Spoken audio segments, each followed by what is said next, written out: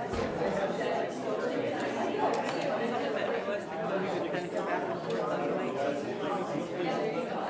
did too. Well, we'll make them be Vanna White.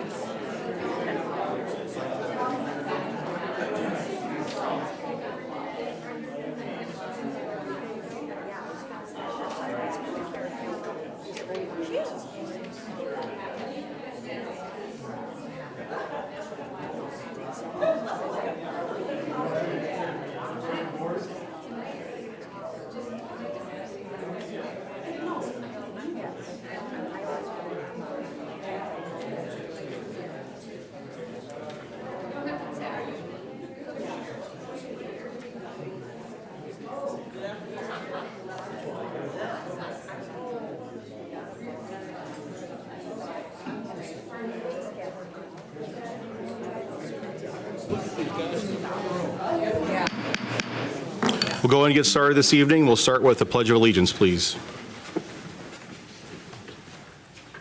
I pledge allegiance To the flag of the United States of America and to the republic for which it stands, one nation, under God, indivisible, with liberty and justice for all.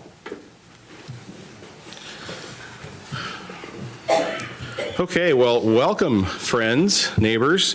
It always makes me excited to see this room full of people that I'm sure have a opinion or comment, but it's good to see you all here.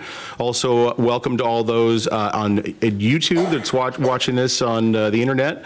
Again, glad to have you here. Again, this is the work session beginning at 6 p.m. Monday, March 30th.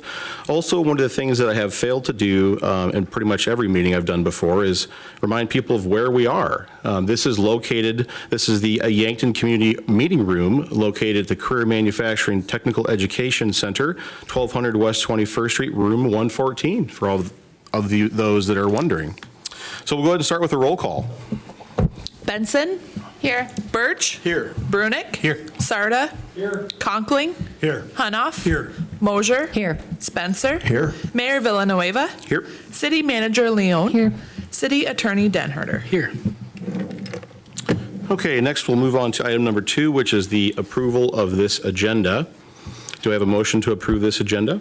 Move to approve the agenda. Second. Okay, we have a motion and a second on the floor. Any commission discussion? Any public? Seeing no movement. All in favor of approving the agenda, say aye. Aye. All opposed, nay. Okay, agenda is approved. Next, we have item 3, which is public appearances. So just as a reminder, this public appearance, you will get a chance to chat later with us about all things library. However, this public appearance is for something that is not on this work session agenda. So if you have something else you'd like to bring up, this is your time to do it now. Please move up to the mic. And again, you have right around 3 minutes. Okay, for the record, I'm seeing no one move Mayor? up towards. Mayor. Yes. I'd like to make a public comment. Yes. And this has nothing to do with this, but I just wanted to give a shout out. There's a young man in town named Levi Rohde. Yankton kid, went to the service, came back, opened a little business downtown about face barbers, and he was pretty proud today. He announced he hit his 20,000th customer. And I think that's a pretty neat benchmark for him. And it shows how successful, if you do it right, a small business can be and how important they are to our community. Well, that's great. Thanks, Commissioner. Also, if we're going to take the time to do shout outs, I'm going to do another quick shout out. Thank you. I had a very wonderful time on Saturday with a Yankton High School choir group. We took a bus to Omaha, went and saw a fantastic musical in Omaha, and just had a great time. And so thank you to Mr. and Mrs. Larson for heading that trip up, and all the parents that volunteered, and the kids were awesome. So shout out to the choir group. Okay, anyone else under public appearance? Okay, we'll move on now to what you're all here for tonight, and this is going to be an exciting discussion. We'll go ahead and start with our library project discussion. Thank you, Honorable Mayor, members of the Commission, and public. Hope I don't disappoint you. I'll try to be as exciting as possible. So tonight, I think it's been a meeting you all have been waiting for a long time. Some of us have been waiting for it for a couple of decades. And that's our first real discussion about the library. So just a reminder to you, Commissioners, this is a work session. There won't be any votes taken this evening. There won't be anything decided upon. This is for you to do what you never get to do, and that's a deep dive into a topic and to talk amongst yourself about something. So we get to do that at a high level during our strategic planning process, but very few times do you get to really dig into a topic. And so we are here tonight to do that this evening, and hopefully you can have that deep conversation. So talking about our strategic plan and our mission, you all know that it's important to us to work together to provide exemplary experiences, services, and spaces that create opportunities for everyone to learn, engage, and thrive. And one of those spaces is our library. So important, in fact, is that space that one of your top priorities, and we did include our newly elected commissioners at the time, who are our freshman commissioners now, was to locate and build a new library. In fact, we even themed the whole strategic plan around that concept. So this has been bubbling up for a long time, and that's on our 2026 to 2030 strategic plan. I've been around long enough where I think I've seen 3 other reiterations of our strategic plan, all of which included the library. So the library has been patiently waiting some attention and has now risen to the point where it's time to visit about it. So libraries, for those who don't know, I think most people in the room do, but I just want to reiterate, are a little different from other departments in state law. They're a little more independent, and they're governed a little bit differently. I've kind of always thought of libraries as the teenager living with you after they go to college and they come back for the summer. So they're independent, but they rely on you financially. Sometimes that's a difficult relationship, but fortunately in Yankton, Dana hasn't shouted, "You're ruining my life," and slammed the door. Yet.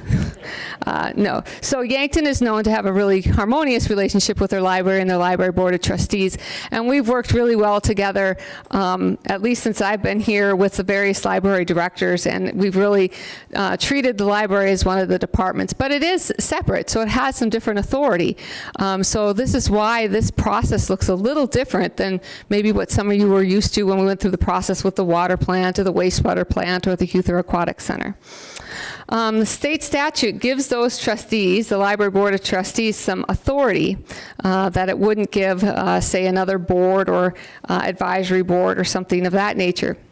So one of those things is to maintain quarters of a library that are accessible and convenient. Also, they make a recommendation to the governing body about the quarters and the location of the library. So we will get there, but in the spirit of working together, which is also very important to us, the trustees have expressed to Dana and to I that they don't want to work on or consider or discuss any type of recommendation that doesn't have broad support from the City Commission or broad support from the community. There is no reason to do that because they need us and we need them. So tonight is that opportunity for you to visit about that.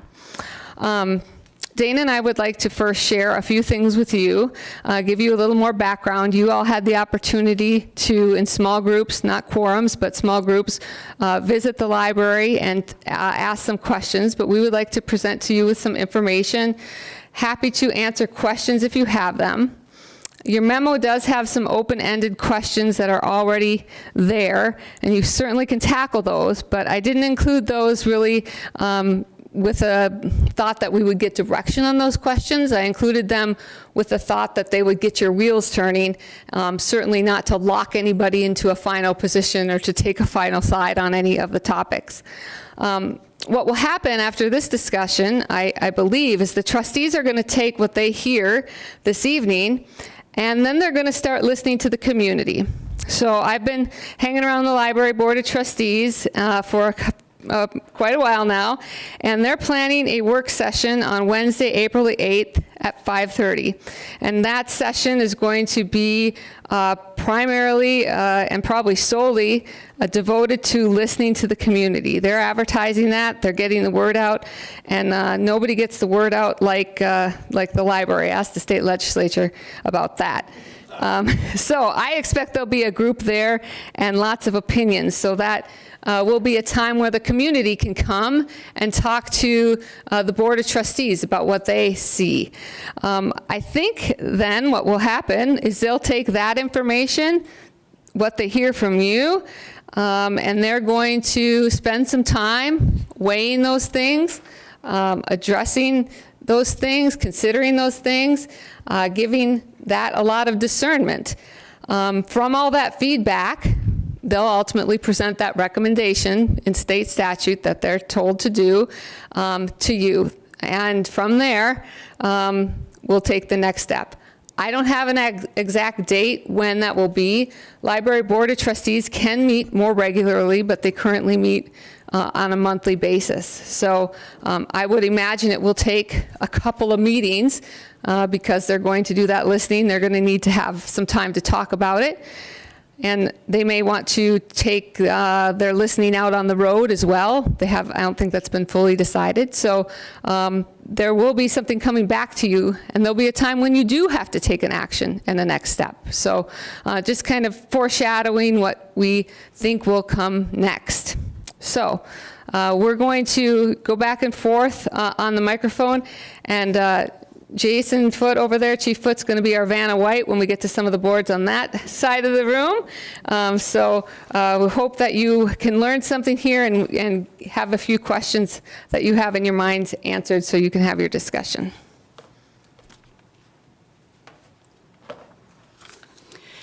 So Amy and I already tripped over each other, so hopefully that's our snafu for the night, so we'll be all good from here. But Amy said that next Wednesday we'll begin listening to the community, but actually we have done 2 surveys already from the community. In 2010, the Library Foundation did a survey, and then again in 2024 there was a survey done. Both of those surveys came back the community saying that the library needed more space. And so things haven't changed in that time. The space need is still there. So we have a couple visuals here. The first one I wanted to talk to you about is on this side of the room. It's about square footage. So we took some information that was gathered from the state library and showed you some comparisons. So we have some with towns in the state with similar population, along with Norfolk, Nebraska, and Marshall, Minnesota. And those 2 in particular because we visited those as a foundation board, and they were somewhat recent builds. So you can see, maybe you can't see, but those libraries have square footage that's about double the size of ours. Yankton Community Library is about 15,000 square foot, and most of the libraries on here are about double that size. So service area population is the funding area for the library.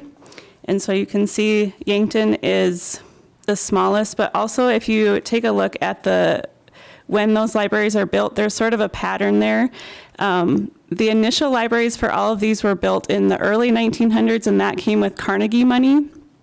And then they all had sort of a new build or revision in about the 70s, and that was because there was federal money available at that time. And then everybody listed on this poster has since updated, except for Yankton Community Library. So we are the oldest and the smallest on this sheet. So just to give you some numbers and some ideas there for comparisons. I'll hand it back to Amy. Okay, I guess you don't have to be Vanna White, Chief. Dwayne's helping you out here. So for those of us, including me, who are a little spatially challenged, the next board is over here to my right, and I think Dwayne can pull that up as well.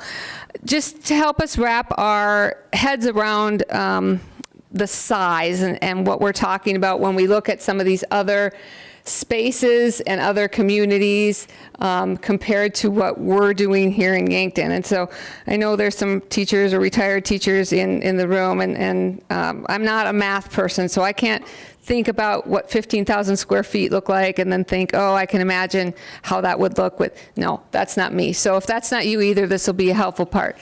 So the tan boxes there represent sort of the size of what they're in scale of what we currently have. So 15,000 square feet for the library, and then the current parking lot size. So then there's two other sizes delineated there, 32,000 square feet, how big of a footprint that would be, and 45,000 square feet.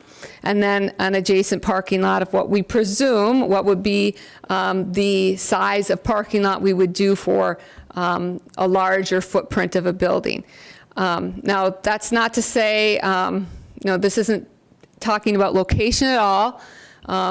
We put a football field next to it because if you tell me, 45,000 square feet, I still don't know what that means. Is that like the size of Walmart? Is that the size of Hy-Vee? I don't know what that is. And so Brad Bees helped us out, and he put a football field there. And again, just so people on Facebook don't go nuts tonight, no one is saying a library should be built, by Crane Youngworth Field or on the federal prison camp yard. So get out, social media, I didn't say that. I'm just trying to give you a feel for what size we're talking about here, because I know for me that's a little bit difficult to just put my head around. So we do show would be a one-story type structure too as well. So keeping that in mind as well, that would just be the one story.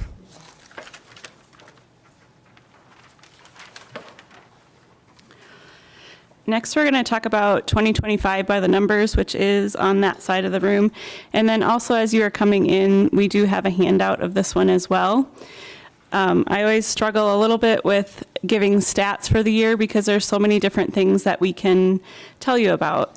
There's a lot of great numbers that we can give you, but it's truly difficult to find a number that can fully represent the impact the library has and the number of people we reach. So we have over 5,000 card holders, but a mom may have a card and check out all the books for the household on that one card. We also have a teacher that comes in once a month, and she brings her class who doesn't have regular access to a library, and she allows the students in her classroom to check out on her library card. So 5,000 doesn't necessarily represent everybody that's using the library to check out books. We have over 15,000 attendees at programs. And of course, we have folks that come more than one of our programs. So it isn't 15,000 unique individuals. Some are counted more than once. And some of those individuals may attend programs but not check out books, or vice versa. We had over 100,000 physical items checked out and almost 40,000 digital items checked out. Lots of people check out both, and some only check out one or the other. And when people say, our library is still used, are they still relevant? Yes. And just because there are ebooks doesn't mean that people aren't still checking out books. There's so many people that still love that book in their hand. And I feel like Yankton especially is a very book-loving community, as you see by that number of over 100,000 physical items still checked out. We can count the number of people that come through the doors and use the space, but that doesn't include those that we interact with beyond our walls at events, like at Harvest Halloween, Riverboat Days, Holiday Parade of Lights, when we do school and daycare visits, and our monthly outreach to library users that are homebound. And there are lots of things that our librarian staff do that you can't put a number on at all. Like the amount of relief on someone's face when we tell them that we can assist them in printing an important document or help them with their device, or the joy that we see on the faces when we have a performer that gets a room full of people to laugh at something unexpected. The anticipation we see when someone comes to pick up a book that they've been waiting to read and they finally got the call from the library that they're up next on the list, or a kid that has a stack of books that their parents let them check out and they could have more than they can carry. Or in the happiness of a homebound individual that gets a monthly book delivery from library staff and cherishes the 5 minutes of friendly conversation in an otherwise quiet day. These are some of the things that we get to do every day at the library that are difficult to put a statistic on, but those are the things that drive the staff even more than the numbers on this page.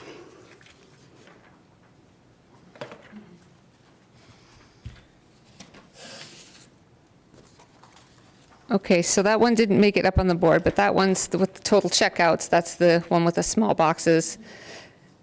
Chief, yep, you're up.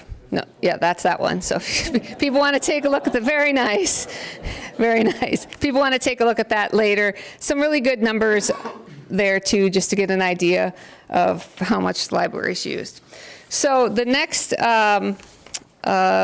slide is how much is the library card worth? And while Dwayne's working on that, that's the one, thank you, Chief, with all the various values, there it is, thank you, associated with it. So we all know nothing is getting cheaper. I spent a little time just to get a flavor for maybe some things that we could compare to. 2 adult and 2 child movie tickets without popcorn, without anything else, that's $36, which, you know, is a really good deal actually compared to what you would pay in any other place, but that's still a cost. That city manager keeps raising utility rates right and left. I'm told that for an average family of 4, it's about $175 a month for utility bills right now. And I've never known a city manager to lower a utility bill. So, you know, the cost of living is just seems not to be getting lower. Fuel, recent events and the political situation, who knows where that will lead. In other words, you know, it's not going to be cheaper tomorrow. So all of us want to cut expenses. When we have to do that, things that are extras, or that most people consider extras, like streaming services or ebooks, even maybe some toys, in some cases internet. Those are things that some families will choose to go without, and the library provides those things. They provide those things before you even get a card. So say nothing about programming, outreach, book clubs, interlibrary loan, passes, classes, crafts, Dana's mentioned that, authors that come and visit, just a quiet place to be and read. And there's a lot of things. As you'll scroll down and take a look, there's just so many things that the library can offer. You know, and it isn't really just for people who can't afford it. It's for everyone. I often, you know, am amazed at really the cross-section of people that you see when you go to the library. And truly, I think the library is one of the services that the city reaches that impacts people, all people in the community. So Dana's calculated, and her staff, you could really at least find $2,000, a little over $2,000 in savings if you wanted to, a family wanted to utilize the library to its fullest potential, and that wouldn't even be doing everything that's possible. She's got a list of other things that are available, like passes to the Dakota Theater and some other of those things, that partnerships that the library has made over time. I won't stand up here and tell you that it isn't going to cost money, though. I mean, that would be to tell you anybody's going to save money if you do a remodel or build a new library would be untrue. But whatever whatever you build or whatever you do is going to cost money, and it's going to cost more money. It's going to cost more money to operate. But what I will stand up here and say is that, you know, libraries can reduce the household costs, and they can provide more access to things like entertainment and all those materials, programs, and events. I guess I see it as, instead of somebody buying everything, people can try everything. And maybe that gives people in Yankton or visitors to Yankton, kids in Yankton, some access to something that they wouldn't otherwise have. And we don't know the potential of that from there. I mean, that could make a big difference. Community libraries do that.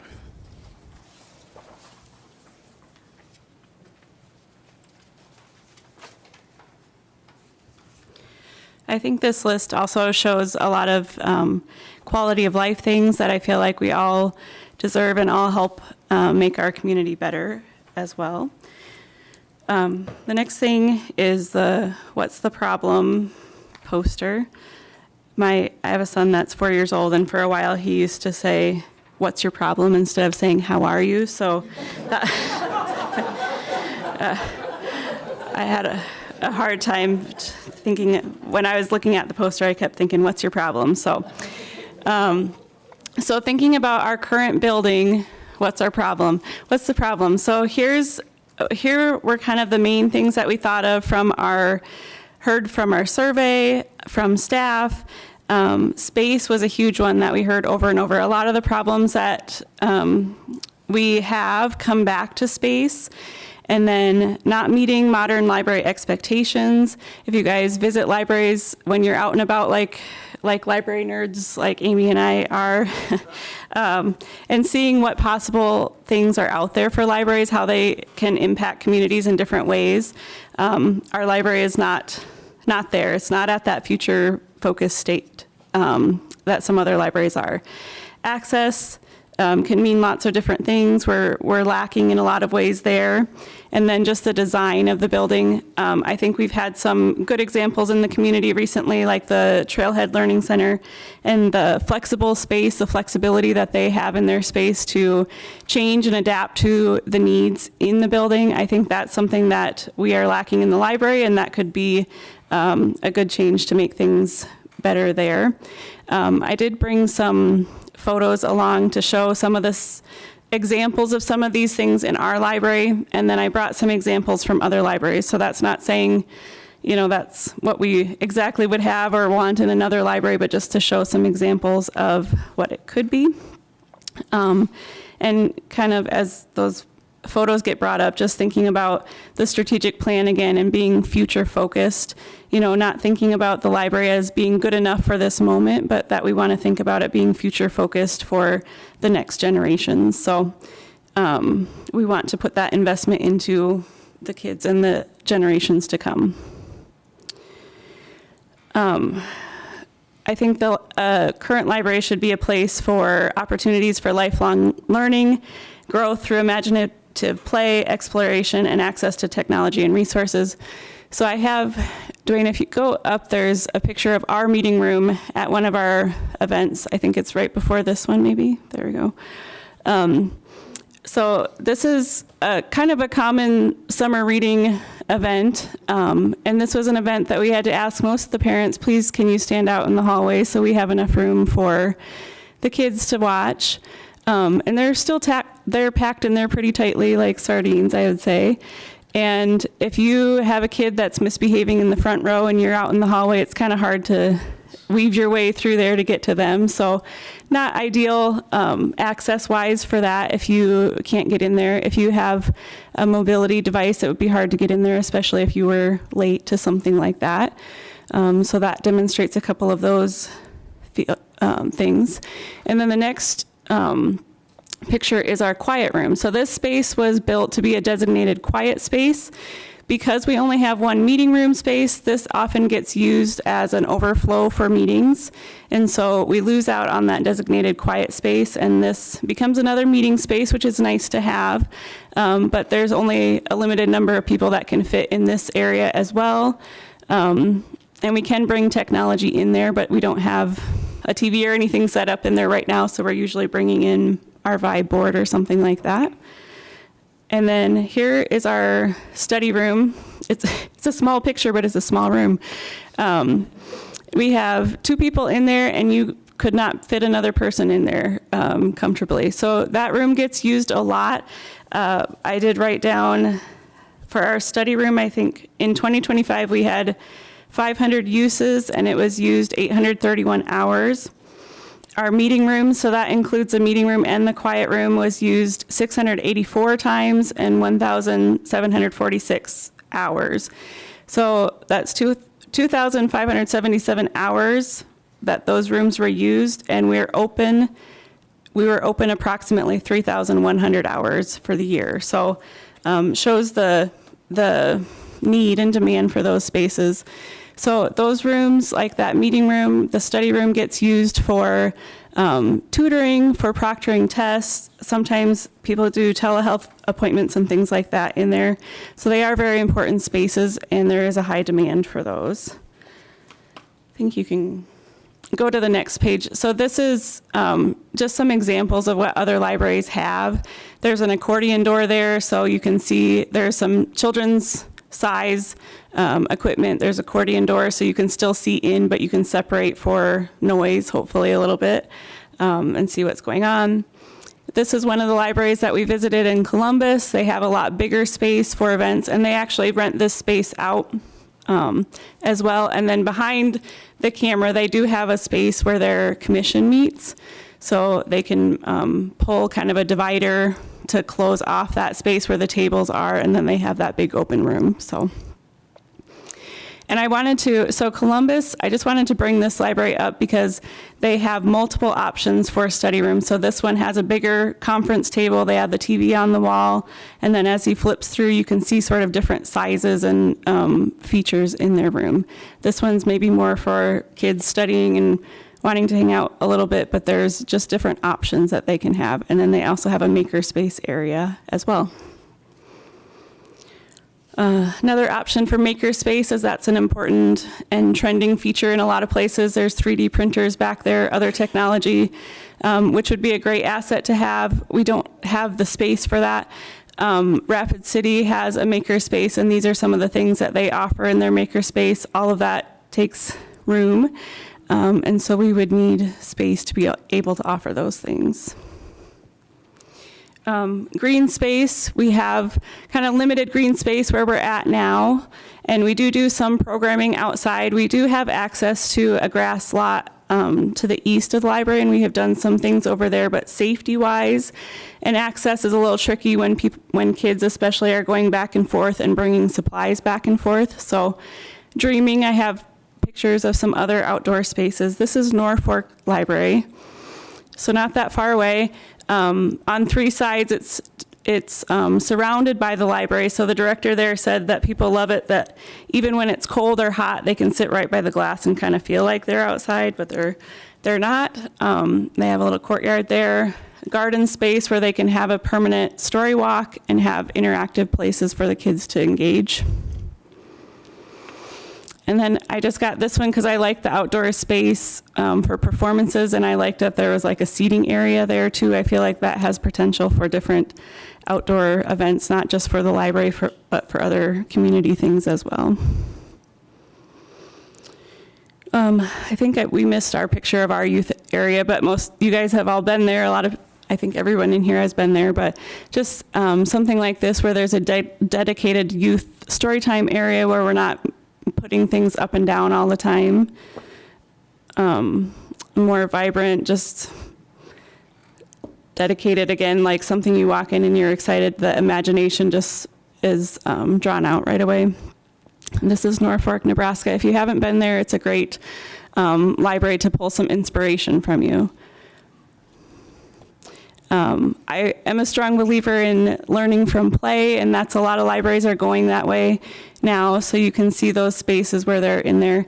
In our play area in the library now gets used a lot. We have kids in there all the time, families in there all the time, and it's a great space for people to be and just spend some time in there. And that's another thing we've heard a lot is there's not a lot of stuff to do for young kids to do where you can just go and be there, especially when the weather is cold. So it would be great to have a little more space for something like that. That's the same library. You can see some of the different seating options there. More kids area. You can see the open sight lines. That's a safety feature, and you can see the shelving that there's more books that are face out that are easy for kids to see, and a little toddler area again. It's our current seating area in the adult section. That's Norfolk, Nebraska again, what they have in there. Some spaces that could be different seating options, and then possibly a space where they could bring food or different things like that. That's our technology. All of our computers are together. We don't have separate space for the children's, and the adult computers are all together. We do have one computer in the children's area. And just different options. If you can kind of see off to the side, again, different seating options there. And in the back too, there's different seating options available. sight lines, again, if you see in our library, the stacks are high. If you do go in libraries now, just take a look at more modern libraries, how a lot of them do have lower stacks and you can see through better. It's a safety feature, but also kind of more modern design in libraries that you can see across better. Our shelving, that's how a lot of our shelves look in the library, and we do weed a lot, but to keep things current, we're always getting new books in, but we're also taking old and books that aren't being used out, but we are still as full as can be, so working on that. Just other shelving options. Again, it's not just kids that judge books by their cover, adults judge books by their cover too, and so when you can see them, you want to pick them up and take them home. There's just more open sight lines, the seating options in there, computers in the kids area. You can't see anything like that, but I think a bathroom in the children's area is also something that would be a good feature to have. This is a drive-through window. There are libraries that have that accessibility. If people can just drive through and pick up their holds and drop off without having to get out of their car, I think that is a good accessible feature if that's something that we would want to include. And then a bookmobile with all the outreach stuff that we do, it would potentially be something that we could do to have a vehicle that goes around to the different events and delivers things. That's the Siouxlands bookmobile that they have. So just wrapping up that.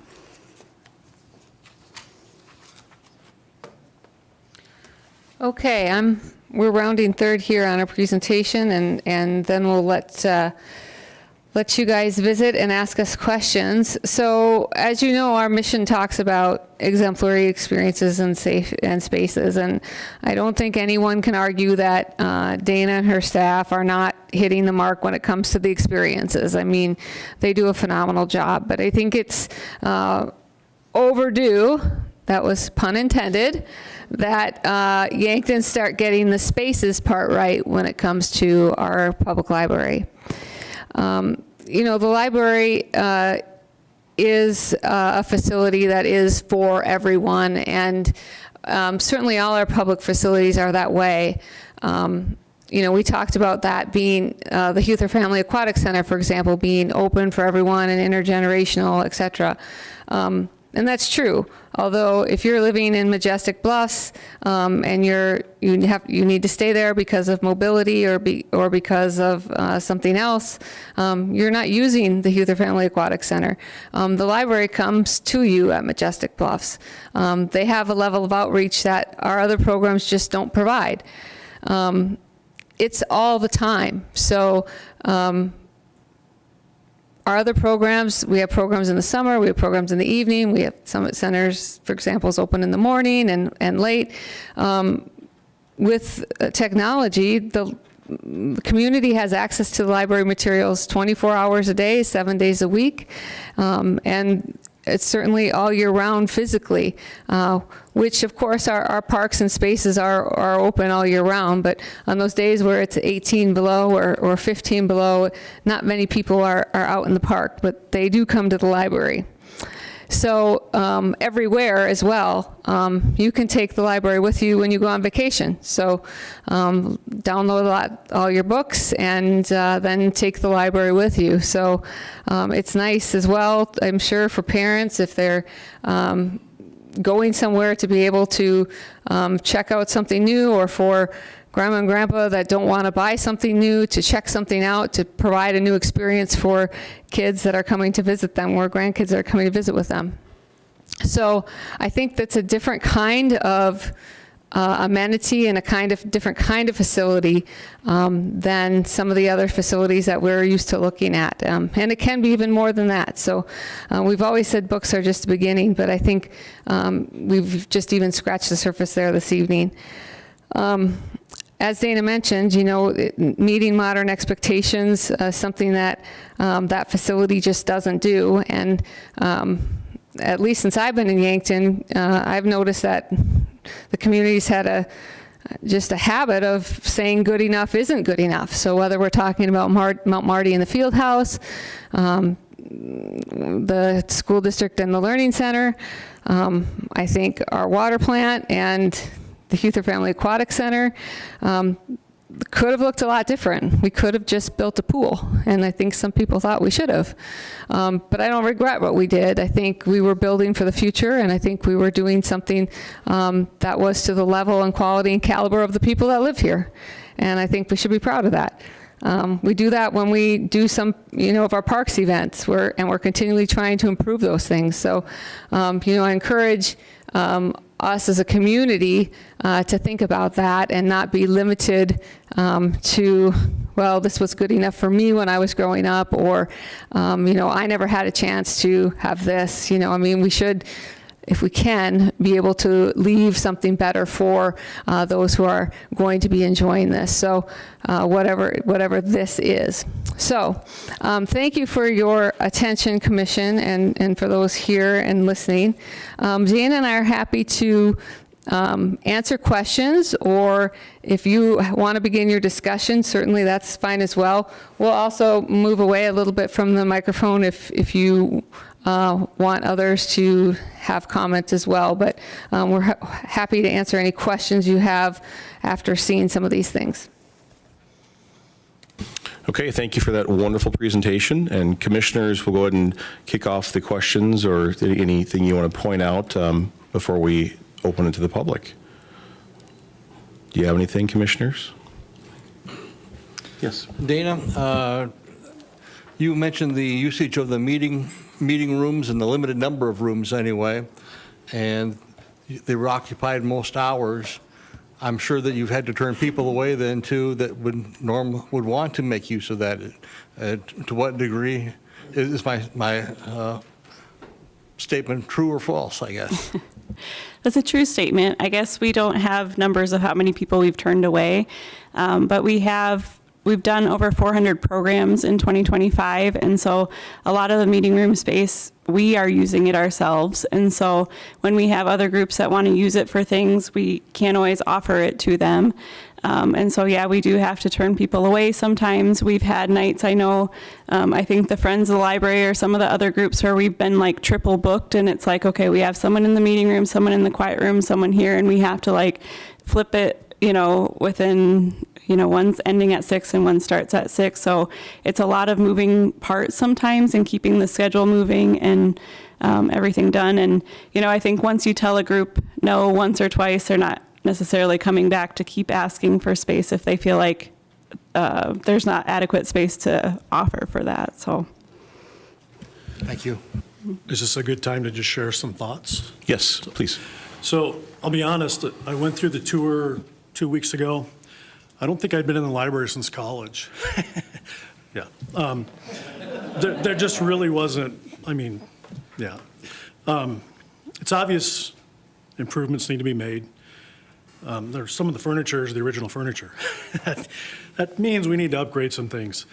My thought was, and it was mentioned in there, that if we're going to do this, then we need to make it more than just library. You mentioned all the technology. In the tour, I mentioned having 3D printers, classes where kids can come in and learn to do that. That opens up a lot of windows for entrepreneurs too. I think we need to have a big space where the commission can meet and use that also for meeting room, but also for a certified online training course or location. So if people need to do certified online training or classes, we have a place for that, because I don't think there really is a good place for that in Yankton now. So I would like to see, and we can expand on that too. As far as location, and I know that there was a picture sent out showing how difficult it would be to add on to the library. I threw it out there, and I've talked to a couple other commissioners. There is a possibility of building partially out into the parking lot and up. And the only reason I brought that up was because I think a lot of the kids that are disadvantaged that use the library live in that part of town. And if it gets moved out of that area quite a ways, it could be difficult for some of them to access it. So I'm not saying that's what has to be, but I would like that maybe to be an option that everybody considers. So, thank you. Thank you, Commissioner. Commissioner, go ahead. Dana, I'm curious, what kind of staffing increase we'll need if we say double the size of the library? I don't know what you have right now for full-time equivalents, but what do you anticipate we would need to increase to accommodate the additional space? Sure. I think it depends a little bit on the design of the library. So right now we have 8 full-time staff and 7 part-time staff. And if we did one level, I think we wouldn't have to increase staff a whole lot. But I think if we have multiple levels, that would have to increase. And for safety, I always want to have 3 people there, like in the evenings and weekends.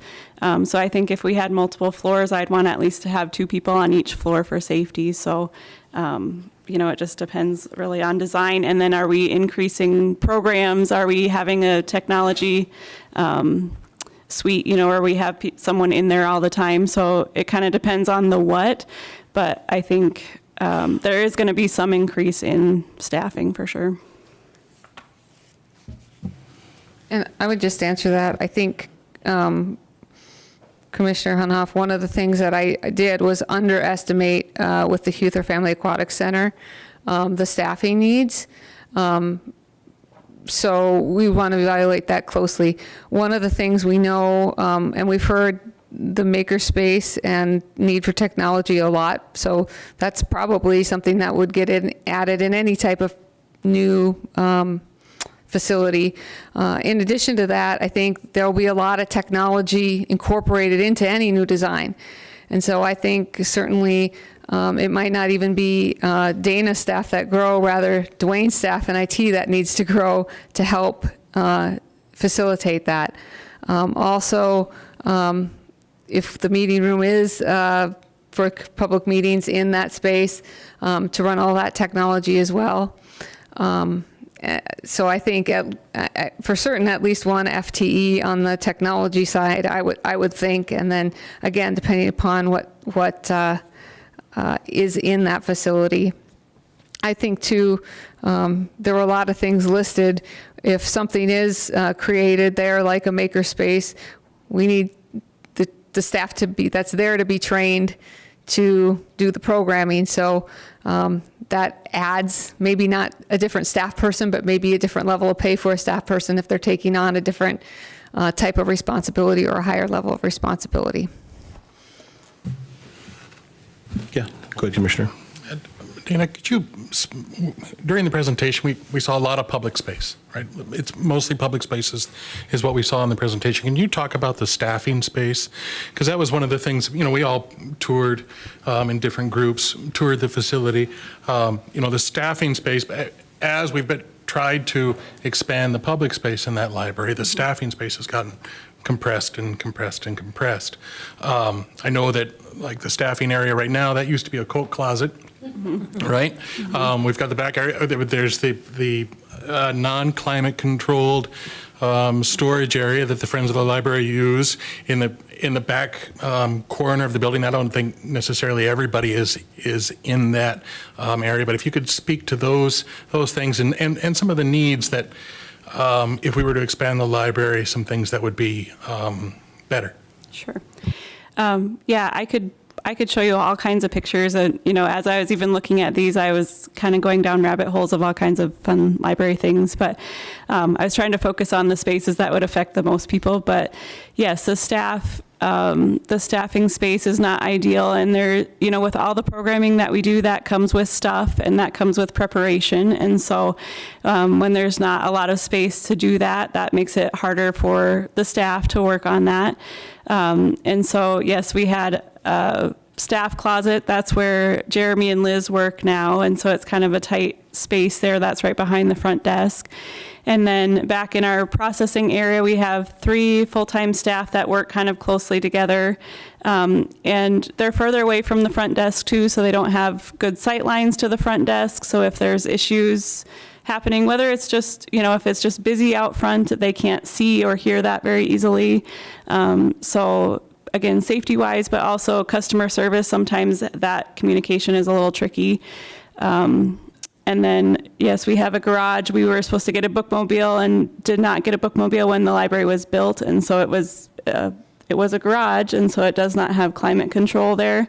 And our lovely friends group works in there, and sometimes they have on hats and coats as they're in there, and sometimes they have all the fans blowing in there if it's hot.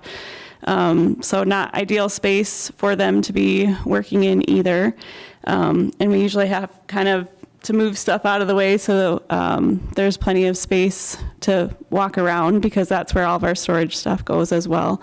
So I think having some space for storage and more space to actually spread out and work more efficiently would be useful in a new project as well. How many restrooms are in the current facility? Because I think that's that's reality, right? I mean, I think that these are important things to be discussing. Sure. There's a men's restroom, a women's restroom, and then a family accessible restroom. And the family accessible one got updated recently with a grant that we have, and so that one's bigger and nicer and more, it is accessible now. The other ones are pretty tight in there. There's 2 stalls in the women's restroom, and then a stall and a urinal in the men's restroom. So. And there's not a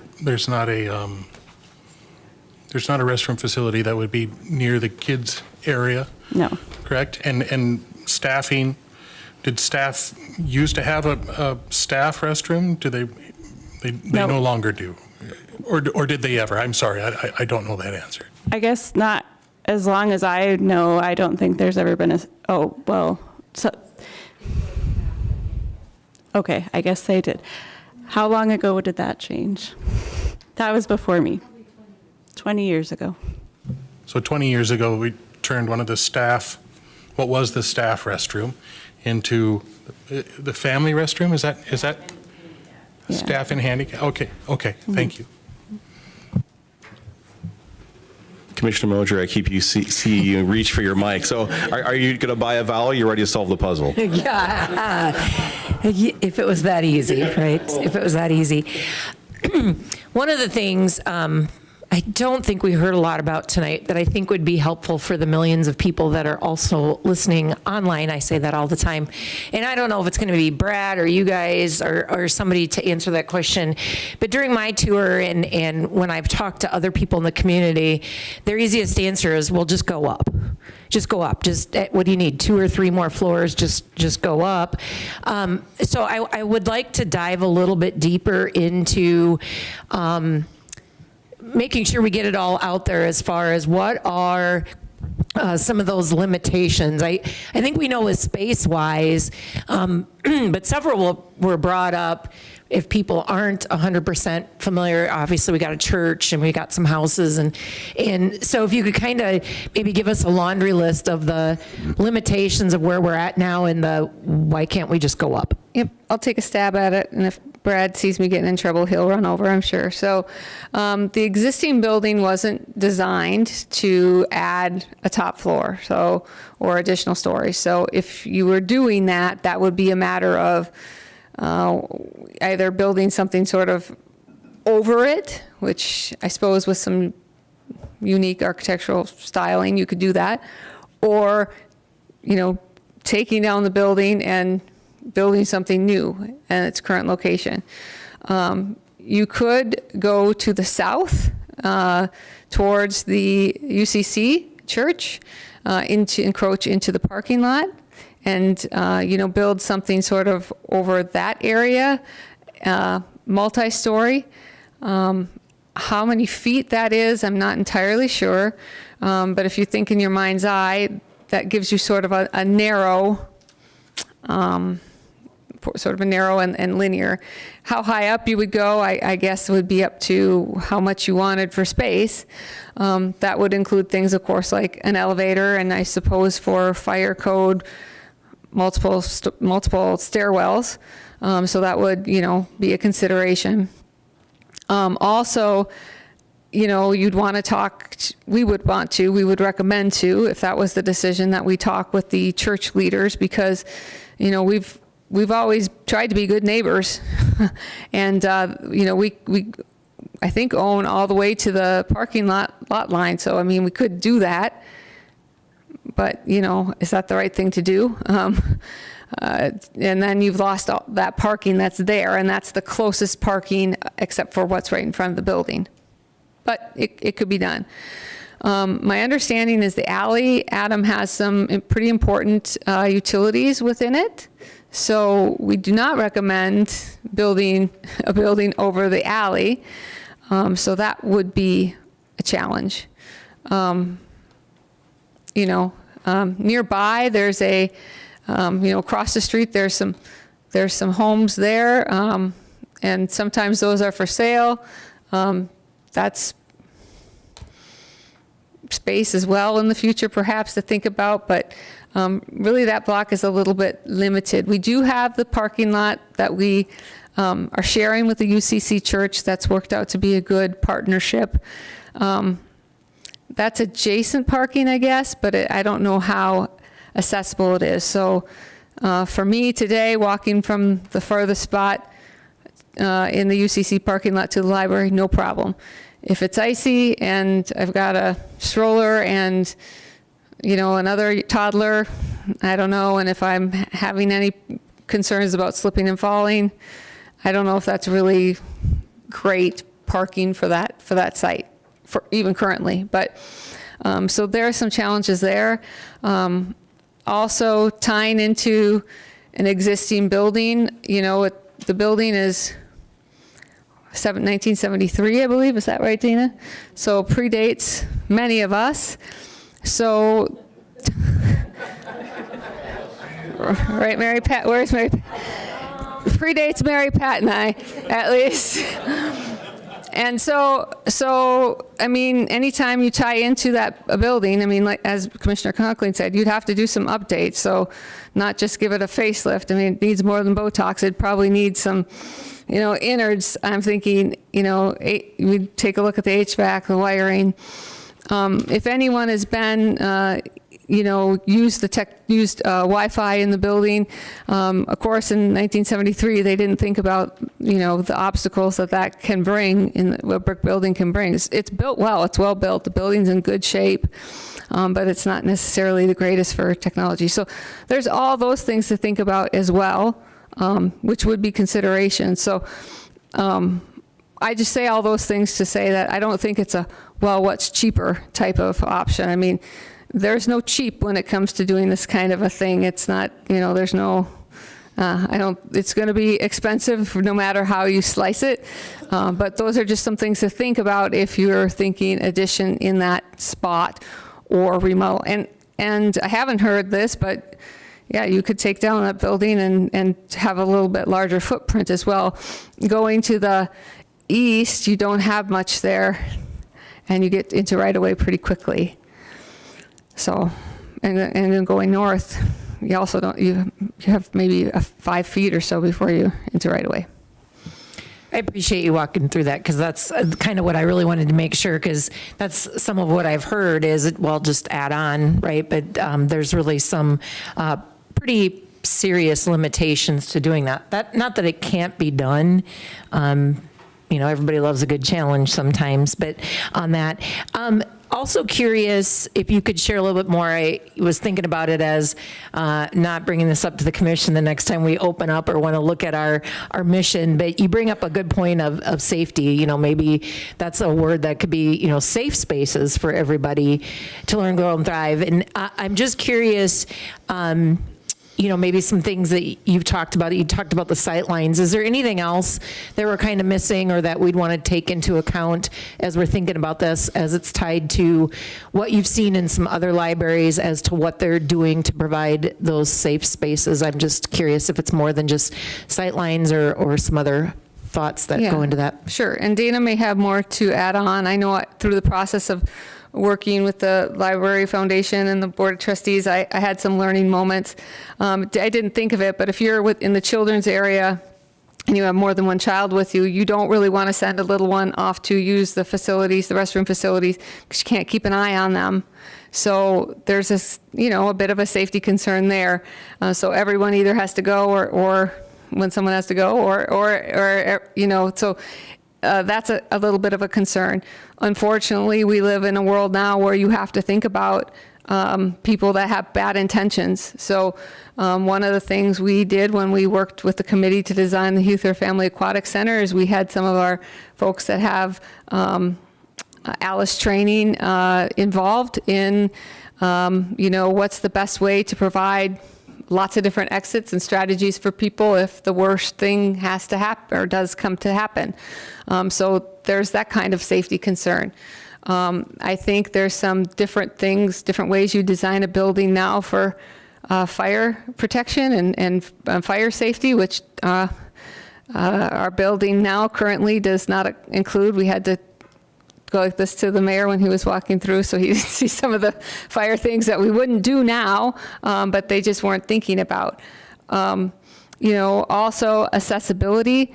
For the most part, Dana and her staff have made changes for the automatic doors and things of that nature.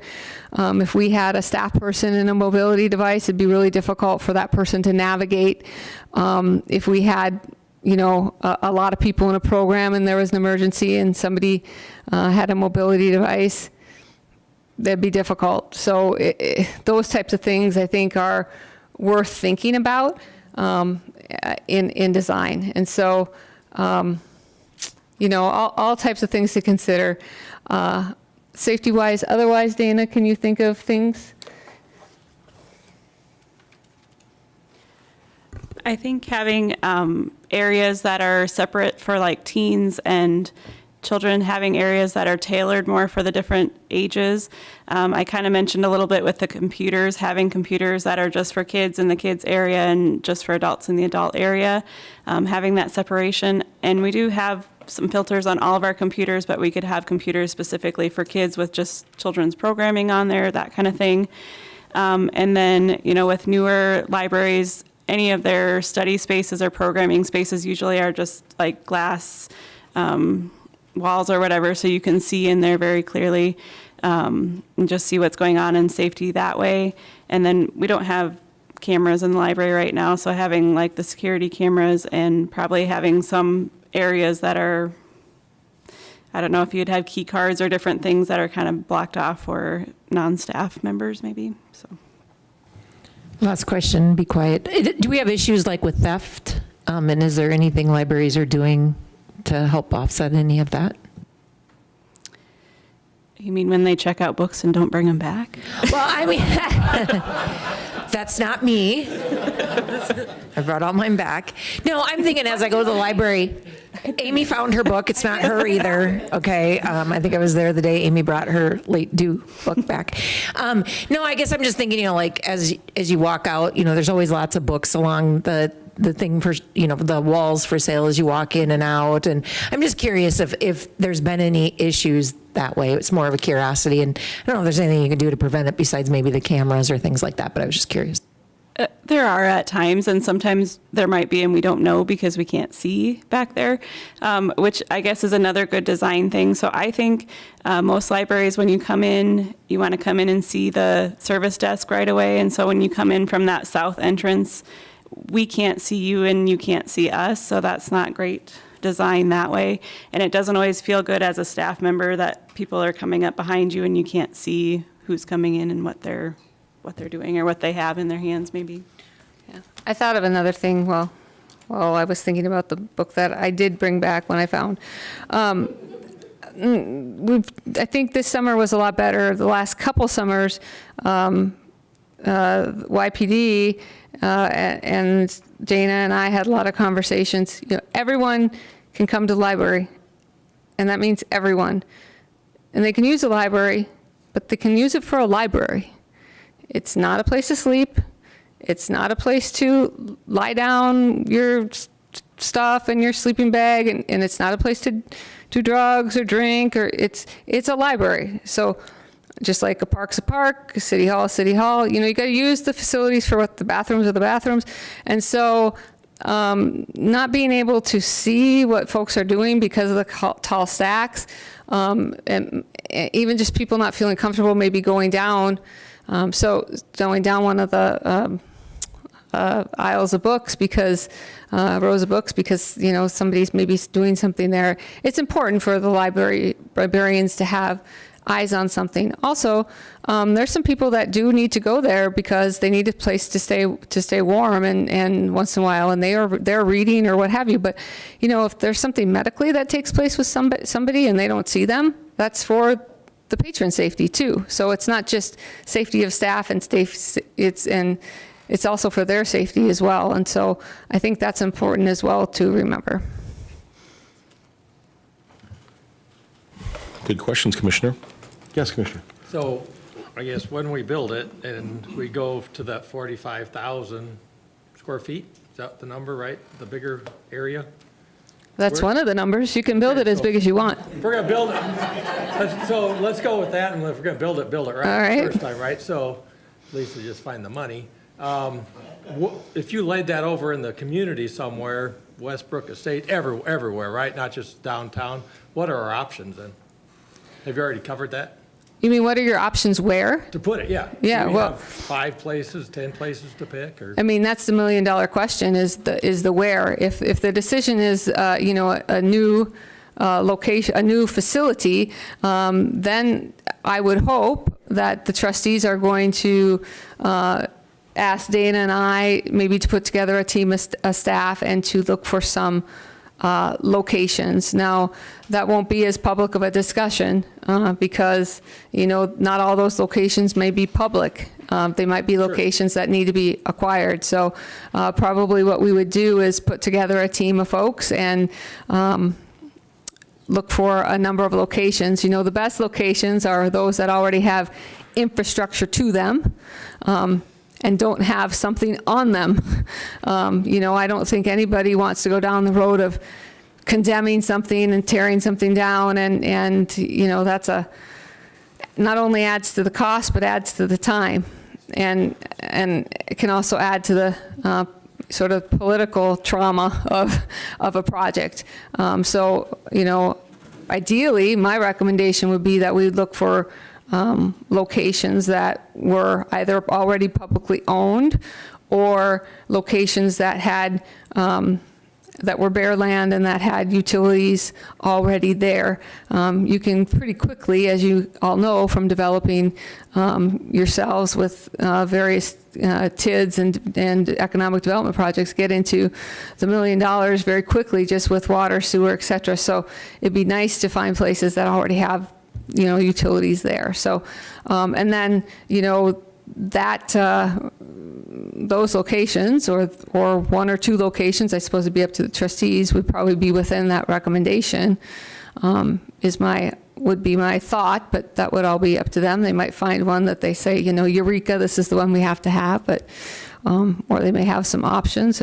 That's up to them, and that's kind of where they're a little bit of a separate body, so they can steer it a little bit. Of course, I mean, we as staff would have an opinion, but they're their own body.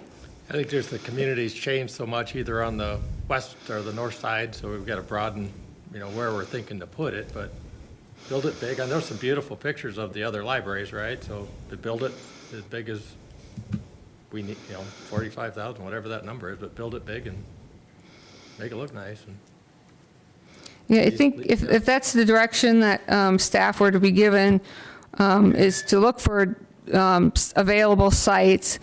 We've talked about the fact that, we would look at where public amenities already exist, how we're growing, and, we'd work with our planning folks to help us think through that because, we would want to be, as you given us direction in our strategic plan, future focused. So, in 20 years, the commission isn't back here talking about the same thing, that this library is serving for the next 55 years or whatever have you. So it's there for a long time for serving those folks. So.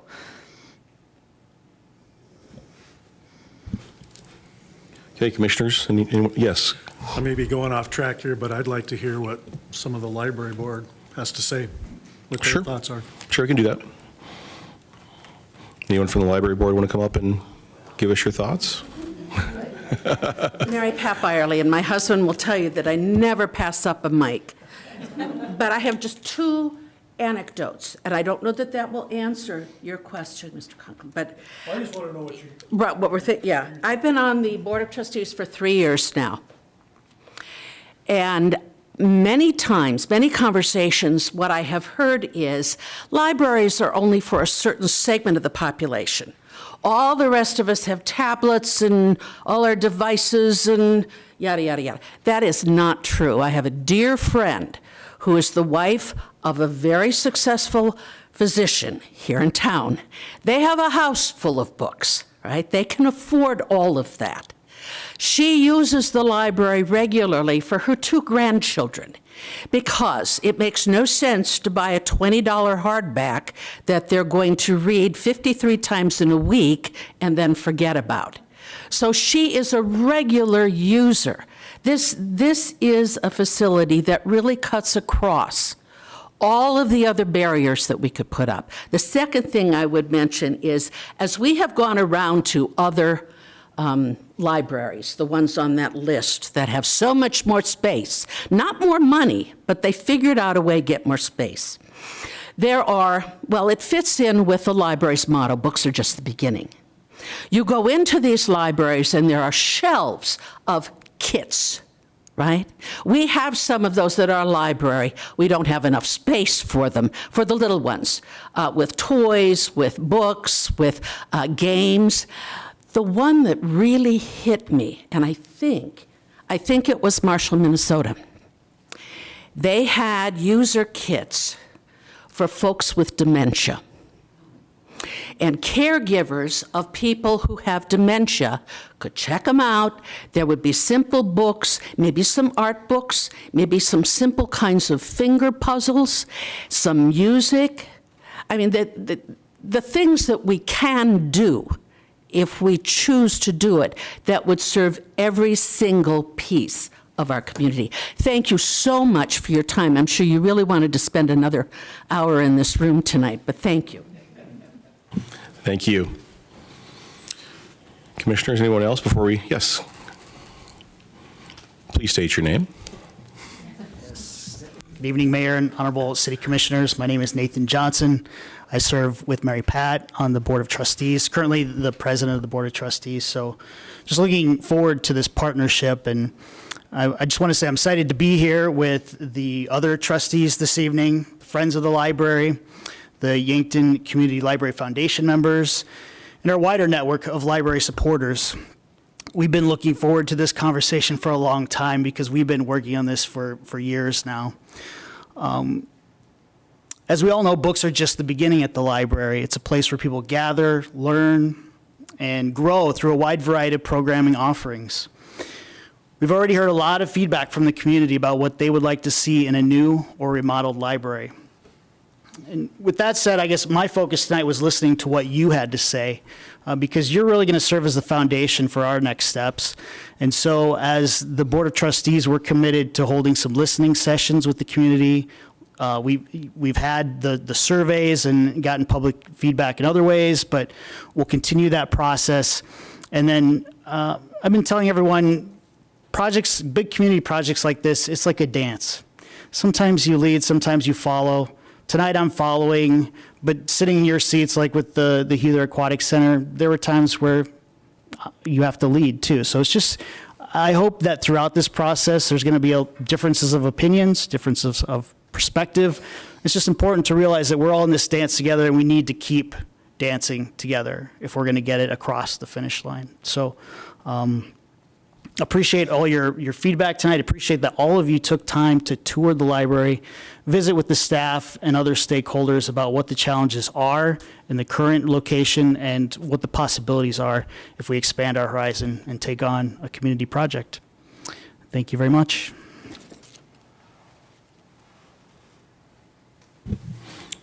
Thank you, Mr. Johnson. Anyone else from the library? Yes.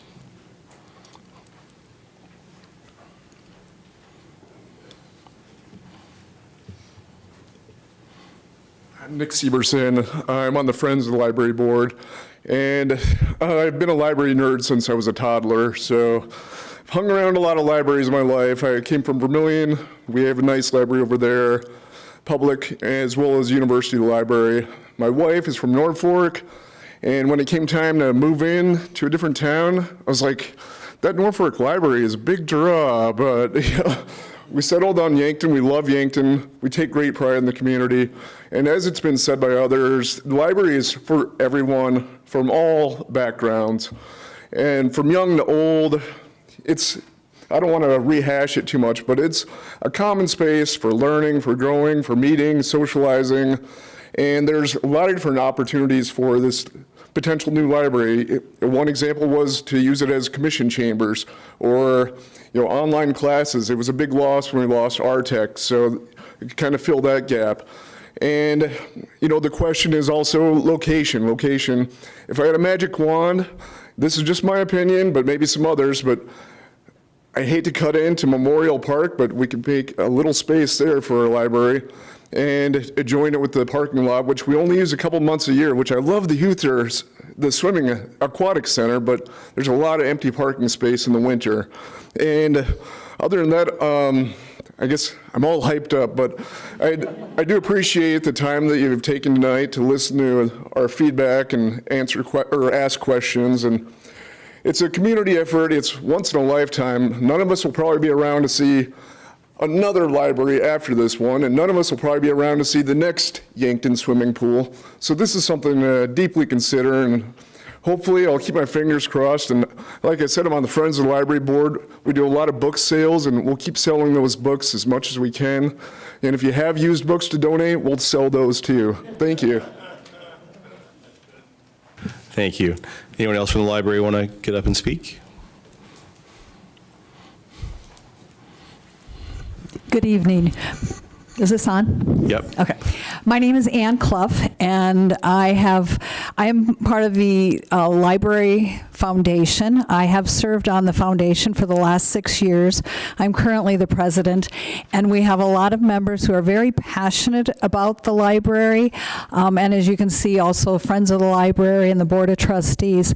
And I just want to reiterate just quickly that I don't know of hardly any other facility that the city has besides parks that is open every day of the year practically, close to 360 days a year, that serves every age group, and is utilized as much as it is. I think it's just very important to note that, because we're passionate about the aquatic center and other facilities, but nothing provides so much time and service to our community as a library does, and for all age groups.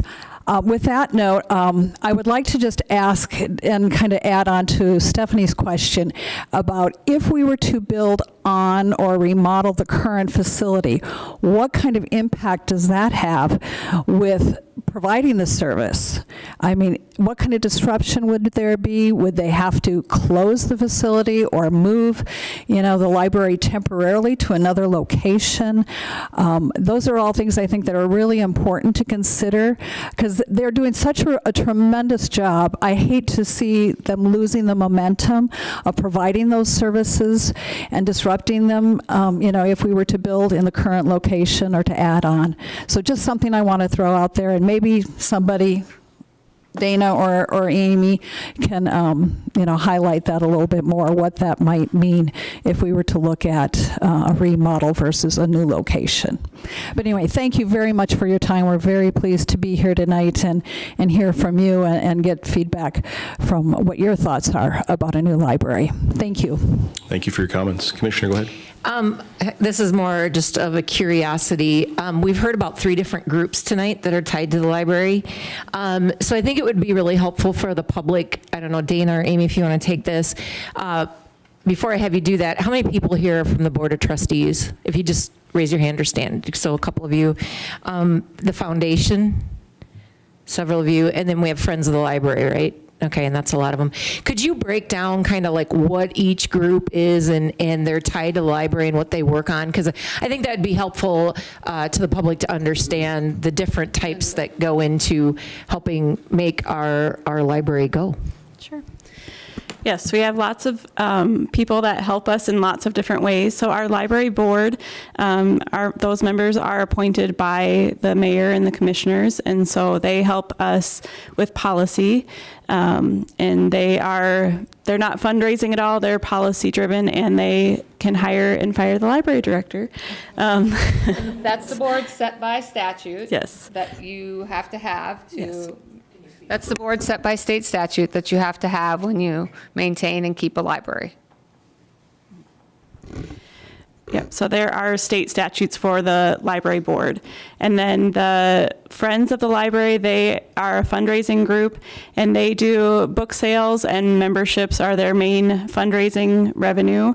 They do have a sale coming up next week, so you got to check that out. But they do a lot of great stuff for us that way, and then they provide a lot of things for us, like the summer reading performers. They have paid for a lot of those. We have an author coming to the schools in May, and the Friends are paying for that author to visit all of the schools, and then they will be doing a program at the library as well. So that's another outreach type thing that the library is providing, the Friends of the Library are providing. And they pay for the fish tank in the hallway that people love. So they help pay for things that are not in our normal budget, but I always feel like they pay for the really extra fun things that the library gets to do. And then the Library Foundation is the fundraising arm that helps us. They're our Dream Big board, and so they're trying to help us to hopefully get a new library built or a new project to happen. So. Thank you for that, because like I said, there were several groups mentioned tonight, and who's doing what is tied to that. I know when I visited the library, one of the things, this is the hard part of the conversation, and it's the chicken or the egg, which one came first, and I couldn't get anybody, and I know, like Liz was there, and other folks were there, because I'm like, well, what makes more sense? You get support from the commission, and know, in my case, I'm happy to say I'm all for whatever that's going to be. We definitely need more space. I'm a library user. I love it. Would love to see more things going on there. My question was always when I did the tour, but what is that, right? And I know folks then on the library side were like, yeah, but we need to know what you're looking for. And so I feel like we're at that chicken or the egg kind of conversation as far as what is possible, what do all of these groups feel are our biggest needs, and what does that look like? So to me, I don't know if anybody else struggled with that, but I just really struggled with, we're used to folks coming to the commission and just telling us what they want, right? So we appreciate obviously being a very big part of that process.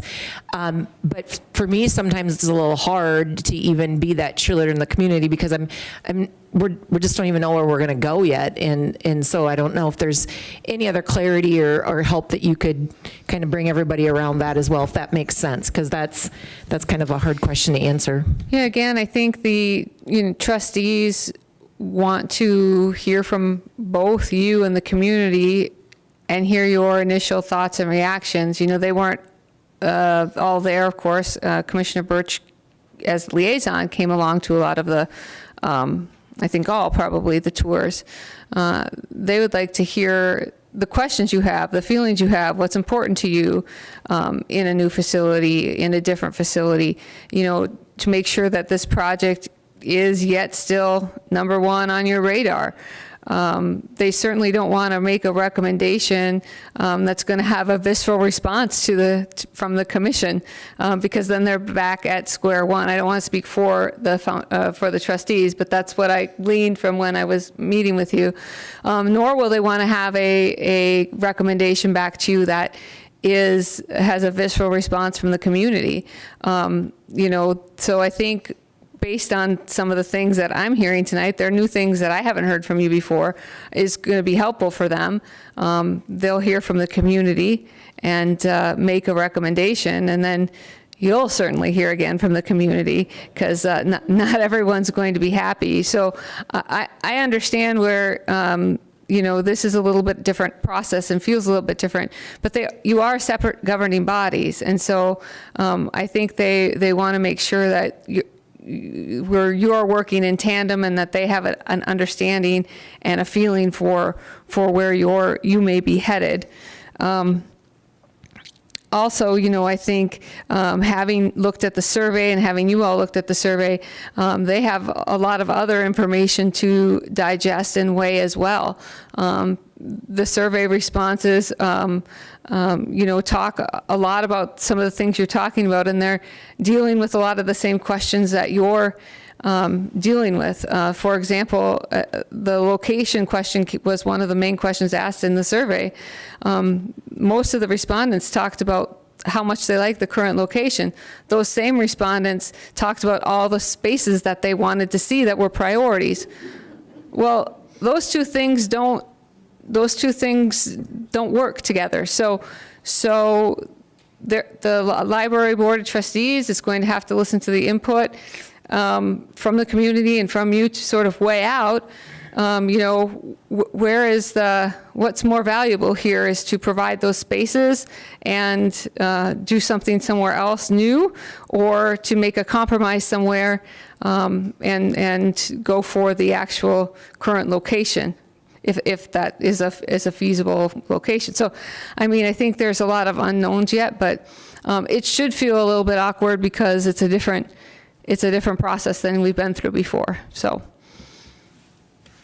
Go ahead, Commissioner. So I have two comments and then just a couple of basic questions. First of all, to your comment, I think if there was an add-on remodel, there would probably be a little disruption, because I think you'd want to go back into the old part and upgrade things like maybe sprinklers and some safety things.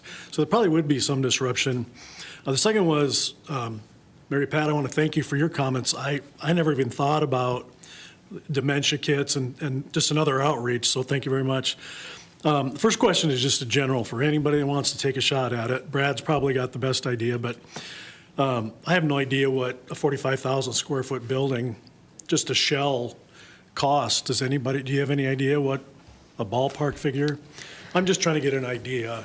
Yeah, we figured we would probably get a question about costs, and we didn't ask even the other libraries what their costs were. Since all the options are on the table right now, we thought rather risk giving bad information or wrong information, we thought it'd be more responsible to wait, just because once a number is put out there, that's something the battle scars from the Luther Aquatic Center. Once you put out a number, it doesn't matter how low or how high that number is, then you've married that number. So, if I may, Mayor, just kind of take it even a little further down the road after the recommendation is given, to kind of talk about when you might know cost and those types of things, or you want me to hold off? Sure, if you want to. So to me, what I would recommend is the process be, once you have that recommendation and you determine whether you support it or not, if you support that recommendation, you have money in the library budget. Dana has money in the library budget to engage with a professional consultant. So we would do that, and that consultant would then provide a very preliminary design of whatever that is, whether it's a addition or a new construction, and a very preliminary estimate. And at that time, we would then be able to say to the community as a whole, okay, this is sort of, and that's what we use with the Youth or Family Aquatic Center, what we think it could look like, and an estimate of what we think it could cost. Now, we were very lucky that with the Youther, the estimate was very high, and it ended up being a lot less than that. And so if we get to that point, we hope that will be the case as well. But if that moves forward in the community and we get into a true design, then we'd be able to narrow down that cost.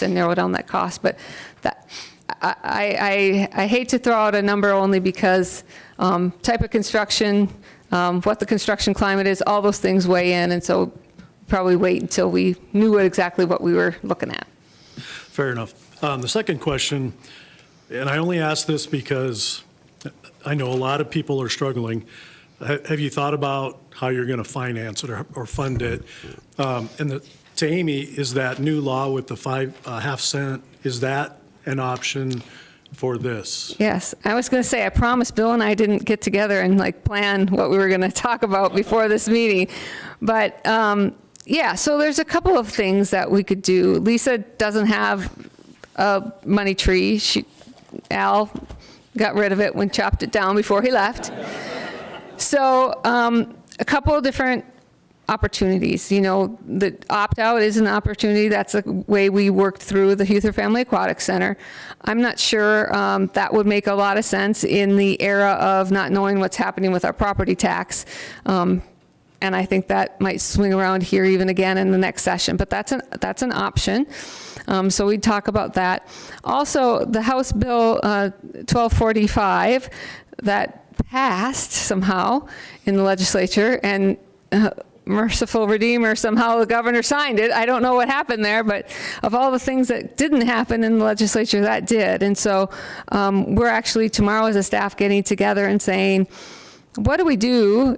What do we need to do to prepare ourselves if that's a tool we want to use? So for those who aren't familiar with, that is a self-imposed, city-imposed penny sales tax for a particular project. It has to pass by 60%, at least 60% of the population to self-impose a penny sales tax to pay for a specific project or projects. You could say quality of life project, and you could add more than one thing, I believe.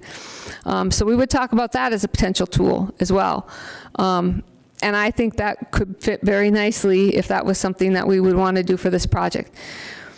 So what does 60% of the vote look like? Well, we looked today, the Aquatic Center vote was 66%. So that's not out of the realm of possibility. I mean, it wouldn't, anything to increase costs more for anybody is a fight, especially here in South Dakota where we don't like taxes.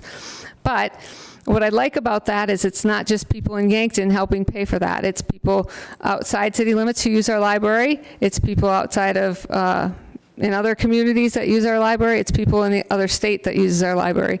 That's a little more attractive to me than just putting it on the burden of just the just a homeowner. So it'd be everybody, even folks that rent and that type of thing. So extra penny, but might be an interesting way to look at it. We would probably propose those things, different options to the commission as to what we think would be best. And hopefully also that would come with a combination of fundraising from the foundation, as well as maybe some city funds as well. That seemed to help with the Aquatic Center when we had some skin in the game too. But I mean, that's all public money too, so. I would think the 1 cent sales tax would be a lot easier to justify than anything with property tax. And most people wouldn't even notice a few cents here and there. How much does the city give, or maybe give to the library every year? Okay, first of all, for the record, Bill, I absolutely agree with you. And that's not something we always say together, but I do agree with you that the penny sales tax. The library is about close to $950,000 is the budget. Of course, as Dana mentioned, their budget gets supplemented a bit by contributions from other groups to help do some things, but that includes all the staffing and everything, so that number would go up as well. But yeah, I agree with you that I think the sales tax would be easier to digest because it's also, some of that is also optional. I mean, you don't have to, you can choose some things you can choose whether or not to buy as well. Well, I would think that if we went the technology route, that there could possibly be grants for the actual machines and things, the 3D printers, funding somehow for that can offset some of that. Quite possibly so, and I haven't gone that far down into it yet. I just I hope I have that opportunity to look into grants and things of that nature. We have a expert grant writer now that we stole from District 3 who can probably help us mine some dollars out of somewhere too. So if we get to that point, we will shake everybody upside down for as much money as we can get and try not to burden the citizens as little as possible. Go ahead, Commissioner. I'm just full of questions tonight. My other question kind of is looking a little bit into the future, and I don't know, Amy, before I get too comfortable sitting down, if this is you. As you're working with the folks at the library, I have two questions. One,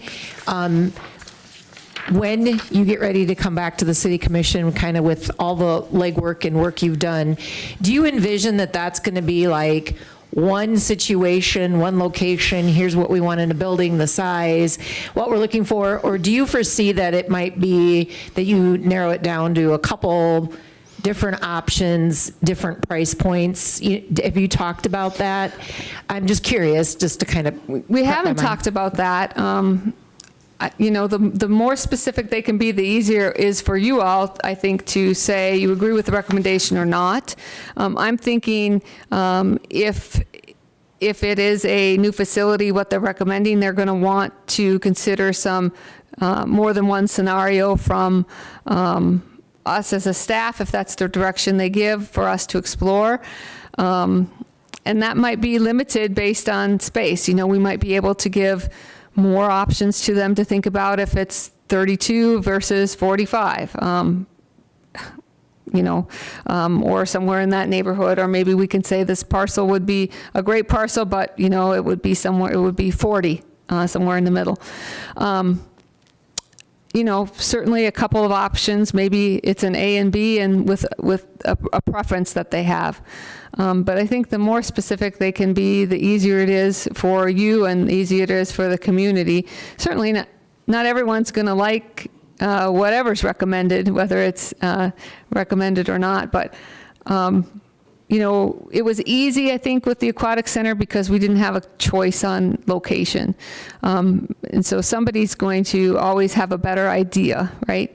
But if there was a perfect solution, somebody would have brought it to a commission in the last 20 years. And nobody has. So I think we'll do our due diligence and hopefully come up with something that people can get behind, or enough people can get behind to make a recommendation to you. Wonderful. And then I have just one question. I really think that I'm done. I might be. I don't know. I jot stuff down randomly on notes as things come up. I can't, at the top of my mind, think of any, but some of how we've gotten stuff done in our community is through partnerships. So I can't think of any groups that would say, hey, I've got this extra land here and it makes sense that you build this brand new library right next to us or join it or things like that. But has the Board of Trustees talked anything about potential partnerships that might help us get across the finish line? I can't think of any like off the top of my head, but I'm just curious if that is something that they'll also look into. Have you called Mike Huther yet?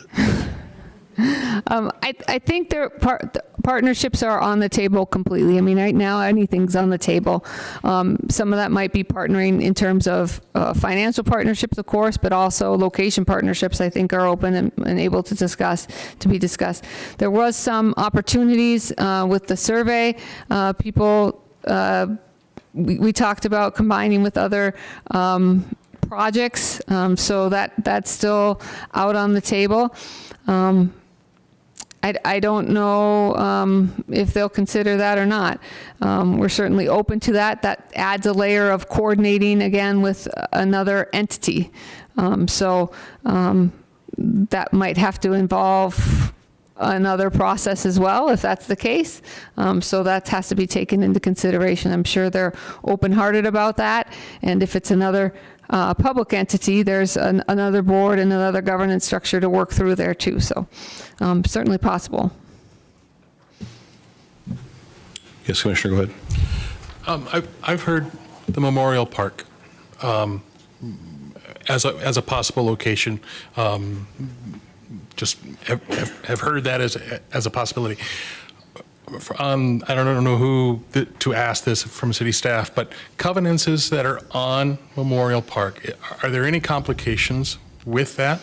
I don't know. I don't believe there's any covenants on the park itself. There's a new state law that allows cities to, not new, it was passed last year, I believe, allows cities to build on parks. You would have to pass, I believe, an ordinance or a resolution, something of that nature, to indicate that you're going to use a park for a different use. So you're going to build a library or something else on the park other than what's currently there. So that's possible. And that's something to look at if the Board of Trustees and the, excuse me, City Commission want to look at that. I think if a new facility is what is asked of staff to take a look at, probably where we'll start is doing like a heat map of where are our public facilities and where are we growing. Being future focused, that is the sort of the middle of town, and it's today. Is that going to be the middle of the town in the future? And where we locate a facility, we need to think about sort of building our